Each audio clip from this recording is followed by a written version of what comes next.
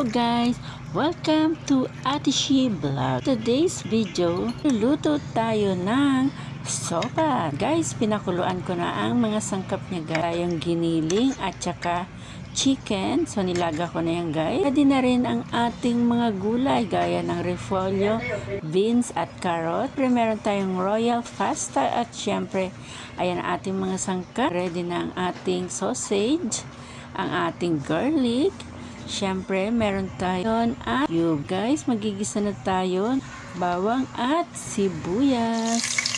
So, ayan, sutay-sutay lang natin at ilagay na natin ang lagang at ang beef giniling. So, ayan guys, para mas madaling maluto guys, pinakuluan ko na siya para konting lasa sa ating sopas. Lagay na natin ang sausage at naglagay na rin tayo tubig at guys, pakuluin lang natin yan at maya-mayang konti maglagay tayo ng sauce. Ilagay na rin natin ang ating pasta royal man. Easy lang po siya guys lutuin. Ayan, nilagay na natin ang gulay at maya-maya guys ilalagay na natin ang ating Alaska evaporated. Ayan guys, so makulay ang buhay ting gulay. Guys, mix muna natin.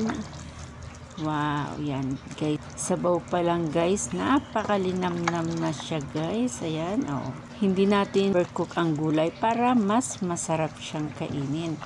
At ayan na nga, maglalagay na tayo ng 1 can na Alaska evaporated. So ayan, para mas creamy ang ating sopas. Nag-enjoy po kayo sa aking napakasarap na sopas. Ayan na nga guys, ready na tayong kumain.